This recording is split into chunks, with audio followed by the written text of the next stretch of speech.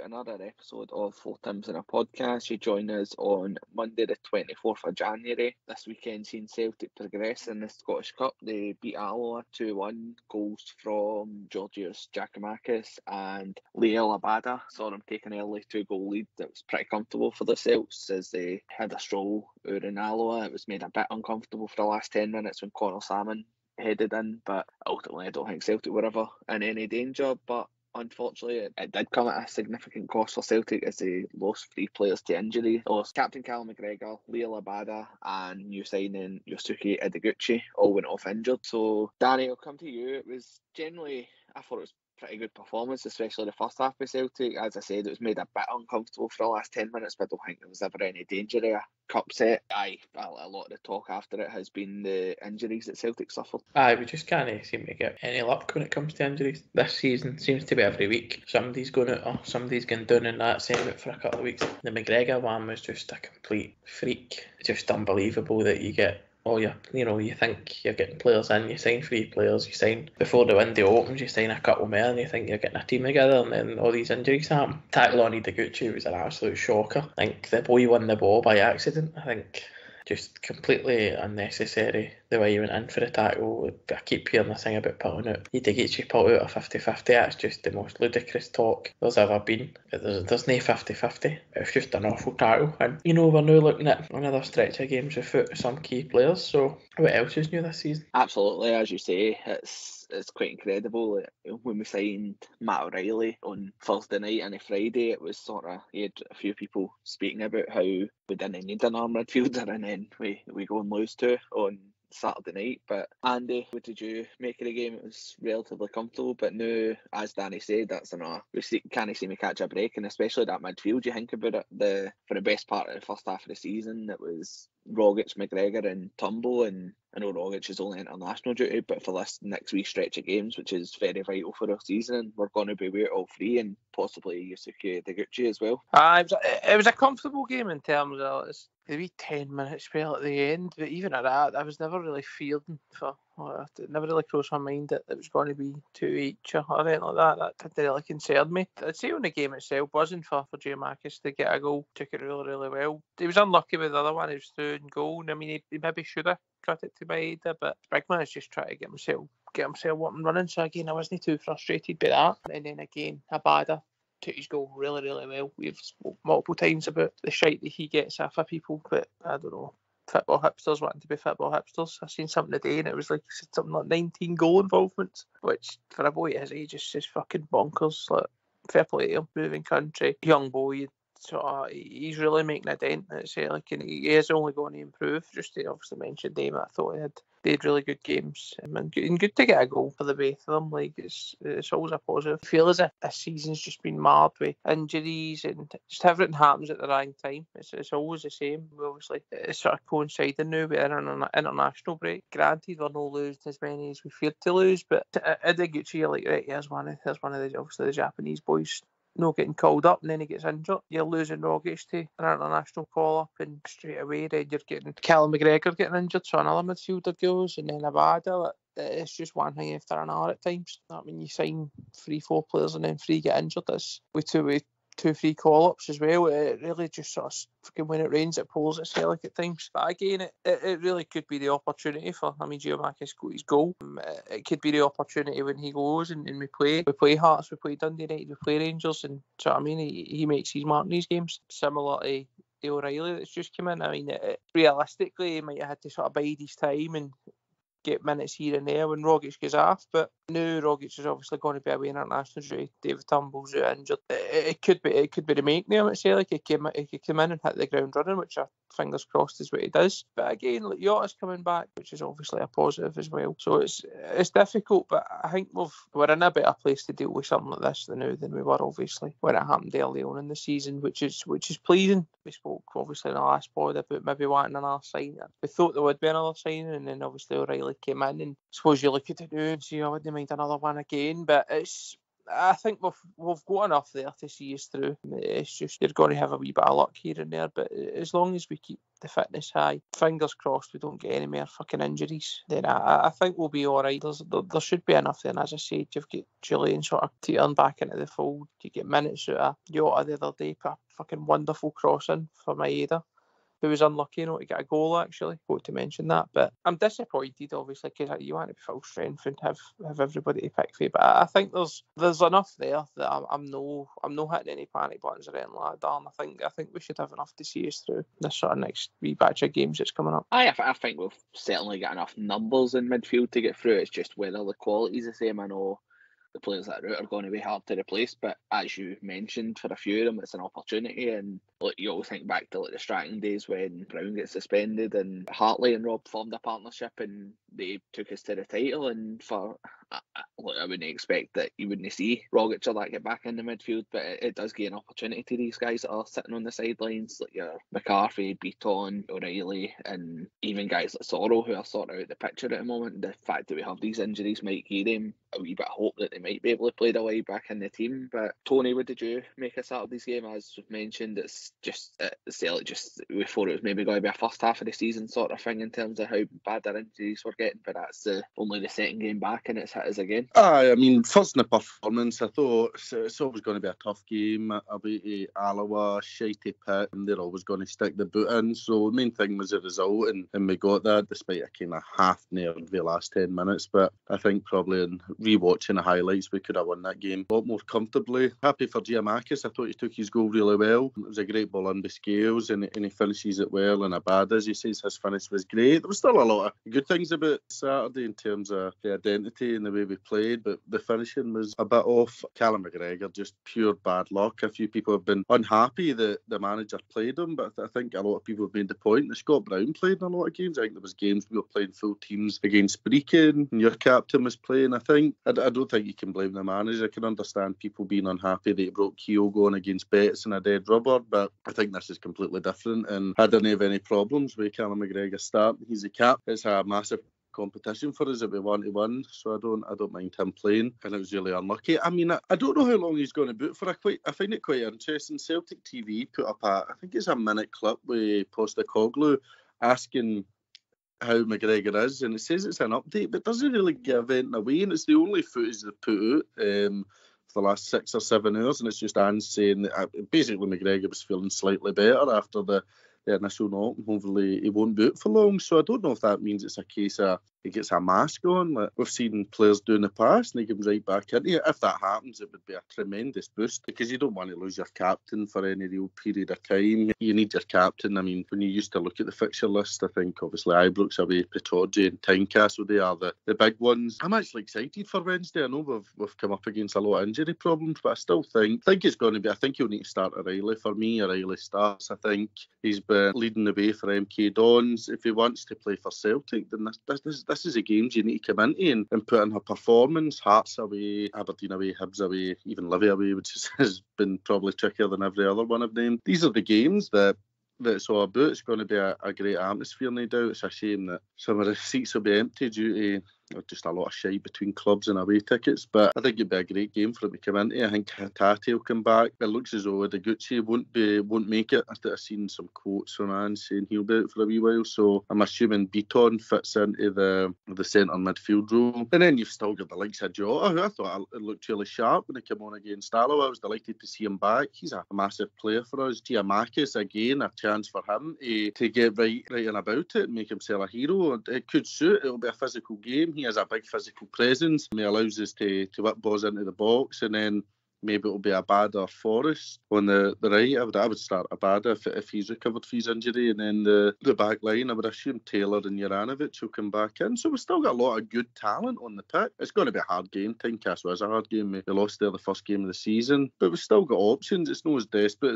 as it was kind of the end of last year when it really was down to the bare bones. We have options and we have talent. It's not as if we've just got numbers now. We've got players there that can come on and make an impact. I mean, on the bench, bench, you still would have, I mean, Mikey Johnson, who I know hasn't been great, but as opposed to him being a starter due to injuries, you could now maybe possibly use him off the bench. Forrester Abada will be an option. Even McCarthy to try and see the game out, things like that. And Julian as well, who he could maybe start, but maybe no. I mean, I guess he's not played, but he's somebody you could definitely bring on. Again, a big presence in both boxes. So I've seen a lot of people really panicking about Wednesday, but this is the way the title race goes. If the points don't go our way on Wednesday as well, then we need to try and keep calm. It's going to be a bit of a roller coaster. We seen last week we managed to close the gap to 2 points because Rangers drew with Aberdeen, so there's still a long way to go. My main worry is Kyogo. I think he's had it. I think he's going to boot for a bit of time, which is unfortunate. It's just one of the things, and hopefully Dyson Maeda comes back for the internationals along with Rogic without any major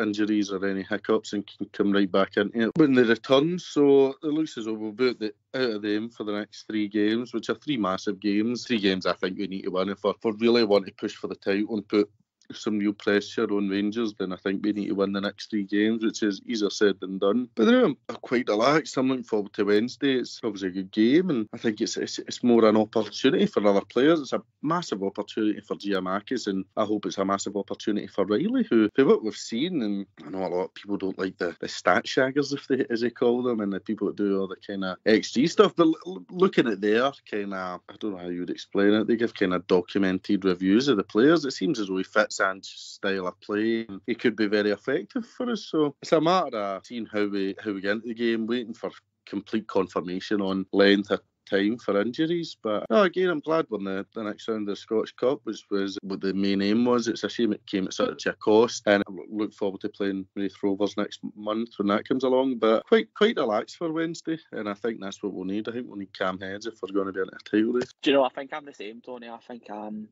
pretty calm about it, although that the time capsule was one of the highlights of the season. I know we did, as you said, lose there on the first day of the season, but it's a completely different team from them when you look at who's come in and who's went out, and the 5 months that the players have had with him since then. I think it'll be a completely different Celtic that you see. But no, I thought we were good on Saturday. I think there was 5 changes from the Hibs game, and I think the players that came in done all right. Ralston was back. I thought Ralston looked a bit leggy, and I know he's not the quickest, but I just thought he looked less sharp than he had the first half of the season. Scales impressed me. I thought Scales done all right. He, especially in the sort of attacking front, I know Greg Taylor gets a lot of stick for maybe no providing as much in the attacking third, but I thought Scales done pretty well there. And even like McCarthy, I know he's not going to be everybody's flavour of the month, but we might be seeing a bit of him in the next few weeks as we do have this run of games with a few missing. But I thought one thing I liked about McCarthy, and I know it doesn't mean a lot to some people, but the boy that done Ideguchi, it was McCarthy that went and gave him one back, and I think that's something that's sort of been missing for this team, is having a bit of bite back and getting in people's faces. And like, you know what, like when Ideguchi did get done, the Celtic players were surrounding the referee, and I think it was Don Robertson, but it was nice. That was the same referee that didn't send Callum Butcher off at Tannadice when he done Turnbull just a few weeks ago, and it's got a lot of previous, and I know a lot of clubs, or one club in particular, had a lot of greeting today about referees, but I think it's just, I don't think it is a great conspiracy. I think it is just the standard of refereeing in Scotland is fucking terrible. But Maeda, I think when he's mentioned it, he was unlucky no score. I think he was very good as well. He'll be a miss. I know he was the only one of the new signings to get called up for the Japan squad, so I think he will be a miss for the next few games. And Giacomakis, I think this could be his time to shine. I think he lost a lot of people when he missed that penalty against Livy, but it's been 2 months for him. But I thought he spoke very well after the game as well in terms of looking to make up for missed time. So as much as like he's not done enough to justify the price tag so far, now is the time for him to shine with a Jetty nowhere near it, Maeda away on international duty, and Kyogo out for however long it does become. I can't see him being back in the next few weeks, maybe even longer if we're very unlucky. But yeah, I thought he done well, as few years have said. I thought he took his goal very well. And then Leila Badit's another great goal, and I seen a stat on Twitter after he scored that that's him joining Scott Sinclair, Callum McGregor, Henrik Larsson and Lee Griffiths as the only 5 Celtic players to have scored in 5 competitions that they play in since the Champions League people get dropped in the UEFA Cup or the Europa League, so that's some pretty illustrious company that he's joined in that, and Lee Griffiths as well. But no, I'm really looking forward to Tynecastle, so we'll come on to that now. Danny, Tynecastle, as I said, I don't know about you, but for me it's one of the highlights of this season. And what do you expect? Hearts are still, they've dropped off a wee bit from where they were, but they're still third in the table. And I know they had a good win in the Scottish Cup against Autumnlake, I think it was, on Saturday. But how do you see it going? And just on something that one of you mentioned earlier, would it be a baptism of fire for Matt O'Reilly for you? Would be, but as Tony says, if he's going to play for Celtic, he's going to need to play for Celtic at Tynecastle. So I'd throw him in. If he's good enough, then get him in. There's no point putting him in. And if he goes in and it's a bad game and we don't win, is he a dud? No, but you need to give him, he's going to have to play in these games, isn't he? So get him in. But I think Hearts will be right up for it on Wednesday. Generally, pretty always are when Celtic come to Tynecastle. I usually think that inspires the Celtic team on. I thought the first day of the season a lot was made out about it, but you had Bobby Madden reffing, who just gave Hearts everything. Knew Celtic were soft at the back, so just gave Hunters a free kicks against us outside the box. Free kick at led to Hearts winner was a joke. We had a perfectly good goal ruled out, and then Halliday had a terrible tackle on McGregor as well. So the people were going on about how bad we were on the first day, but we easily, I think Forrest missed a Saturday, or maybe, I don't know, can't mind, but it wasn't as bad as people made it, and it is a turn for Ange to get a bit of revenge and go and win. And Wednesday night will be a great game. I'm a wee bit more worried than used to. I think we'll win, but I think it's more the team need to kind of kick on now, and they can't feel sorry for themselves with all these injuries. It is frustrating, it is unlucky, but they just need to kick on. And we've got a few players back, like you've got new boys coming in. Jackie Marcus has scored. It's time for him to keep it up now. I was critical of him before he signed. I didn't fancy him. And he's got kind of bit sceptical about his injuries since he came here.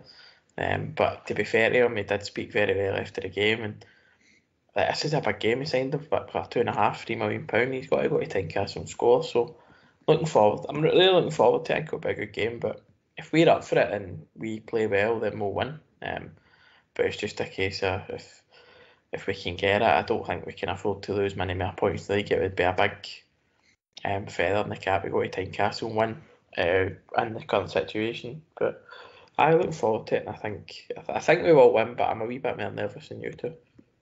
I think the reason that I'm not as nervous is just because I think I sort of hit the panic button when we had a similar sort of run earlier in the season when it was Dundee United and Pittodrie and Fir Park and that, and we dropped points against Dundee United and then went on to quite an impressive winning run in the league. But I know this one's obviously a more crucial stage because it does include a game against Rangers this time, but I think this team has experience. As I say, the next 5 games you'll struggle to get tougher games. Like you've got Tynecastle and then Dundee United at home, Rangers at home, and then Aberdeen and Motherwell away. So it's a pivotal moment for this title race. But Andy, how are you feeling about going to Tynecastle, and how can you see anybody from the weekend keeping their place, or how would you line up? I think it's been said. It's obviously it's a tough game, right? It's a tough place to go. We've seen that countless times. Early years, we've seen it already this season. Even when I think to the games prior to that, as stuff of memory, it's like 2-1s and 1-0s. I mean, they're often tight games, either way. So it's not going to be a walk in the park, but I'm confident in the team. I'm confident in who will be available. Obviously, as we've mentioned, there'll be injuries and people missing for various reasons. But like I say, I think you're going to see Patati was sort of fully rested. You'll see him back in. I would assume that Giacomakis will be on starting. I think Juranovic will be coming back in. I would assume that Taylor will probably come back in. I think we'll very much get back to something more settled in terms of your Scales, Welsh, Ralston, the lockabout for the boys that I've already mentioned.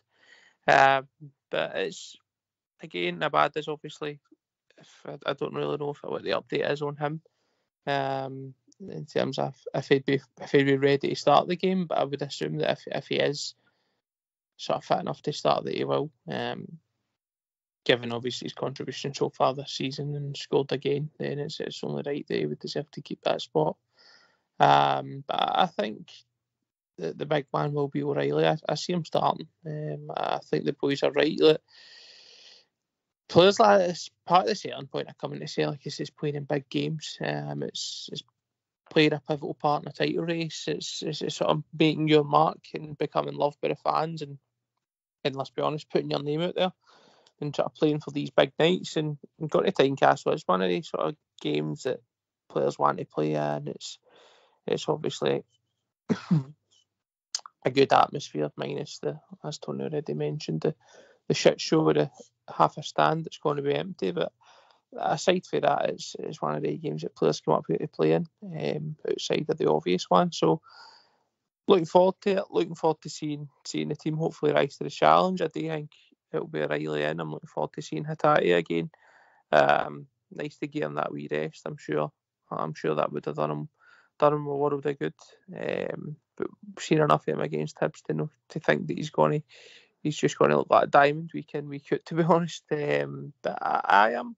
It's something I'm really looking forward to, just getting players back like Jota and things like that, and hopefully getting a run of games together. And I think this really could be the defining moment of this season, get through these games for this team. Because I think it's too easy for a lot of, there'll be pundits and everything else calling it out and saying that they don't think we'll get through it. But I don't know, there's something for me, Dan, that feels right. I feel as if that we are going to come through this and come through it strongly. And I hope I'm right in saying that. But I think the team will very much pick itself. In terms of it'll be as close to the Hibs game as we possibly can. Without the obvious exceptions, but I think you could pretty much pick out who's going to fill in these spots, judging on who will be available. I think that's sort of testament to your guys like Juranovic and Greg Taylor. I think they probably will come back in. The manager used Saturday as an opportunity to give them a bit of rest, and I know they were on the bench, but they should be pretty fresh for it, and it'll be a tough game. As I said, I'm not overly confident. I don't want to go and think Celtic's going to cruise it 4-0, 5-0, but I think the team's shown enough times this season that they have a bit about them, and that they can go to tough away grounds and grind out these results. And I know we didn't do it on the first day of the season, but as Danny mentioned, there was a lot of sort of mitigating factors. You've got the fact it was Andrew's first game, you had a perfectly good goal ruled out, and then Bobby Madden's officiating, as was mentioned, and I know he's not a referee, but it's not much better this week. It's John Beaton who's going to take charge at Tynecastle, so it's another sort of one that you've got to prove that you're above that, and whatever he does can impact our game. But I think we will have enough, and I think the midfield three is just, it's not a sticky point in terms of worrying about it, because I think whoever we do pick will be strong enough. But I think Hatate will be absolutely vital if he plays to the standard that he set for himself against Hibs. Then that'll be massively important for us. And then you've got to look at who's next to him, and just assuming that Idiguchi and McGregor don't make it, you've got the likes of Beaton and James McCarthy possibly. I don't know. It's that midfield might look a bit slow for some, but then you've just got to trust the front three in front of him. And as one of you mentioned earlier, I thought Jota was quite good when he came on Saturday, and he just looks like he's been desperate to play, and the amount of energy he's got will be vital. Hopefully Abada makes it. And then Giakoumakis, a completely different type of striker to Kyogo and probably even Maeda, but Tynecastle, I think it's the type of game that's suited to a striker like Giakoumakis, in terms of you'll have John Suter and the other Hearts defenders try to rile him up, and I don't think he'll be fazed by that by any means. And you know what, it could be the making of him, as Danny said. It's all good and well scoring on Saturday, but he's got to do it now and keep it going and just fight his way in and try and make himself the starting striker for Celtic. But Tony, how do you see this Wednesday going, and what's going to be different about it from the first day of the season? Well, I think we'll have a much more settled squad that are a lot more experienced in the manager's ideals and have played a lot of games like this under a bit of pressure. So I don't think it'll be an easy game. It is a potential banana skin. I'm going to go for 1-0 Celtic, and I'll go for Hatate to score. I think it'll be a tight game, but these are your bread and butter games. If you want to challenge for the title and put pressure on Rangers, then we need to win, really. A draw wouldn't be a disaster, but really, if in the lead up to the game on the 2nd of February, I feel like we need to win the next three games, as I said. So I'll go for 1-0 Celtic and Hatate to grab a winner. So here's hoping. Danny, I'll take your prediction next. Much the same as Tony. I think it'll be tight. I think it'll be really tight, but I think we'll come away 2-0. And I think Jackie Marcus will get both of them in a battling display. I just can't shake the feeling that this wee run will be the making of this Celtic team, and hopefully we go into Sunday or Saturday or Sunday, we go in with 3 points and maybe even get a wee favour off Ross. Maybe even get a wee favour at Ibrox. Andy, what you saying? I'm going to go 3-1. I reckon, as I've already said, I reckon it'll be the making of the team and hopefully the season. I think we'll see Giacomakis back in the score sheet. Jota, and I'm going to give the other one to O'Reilly. I think he's going to hit the ground running. It's going to be one of the moments that you look back on with, as you did with sort of Dembele against Rangers and things like that. I think that'll be one of the moments for him in his Celtic career.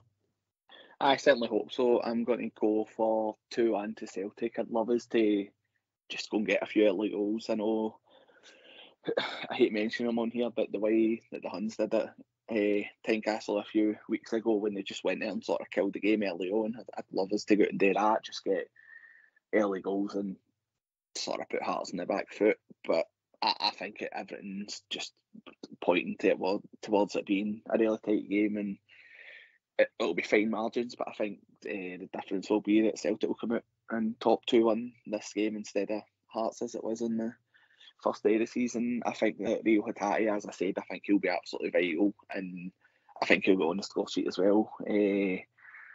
And the second goal, who'll get that? I think Jota might get it. I think he's been shown a lot, and he's returned to the Celtic team, and I think it's only a matter of time before he gets on the score sheet and gets the fans singing about Jota on the wing. But we'll be back probably after the Hearts game. Don't know if it'll be on here or maybe a Twitter space. We don't know.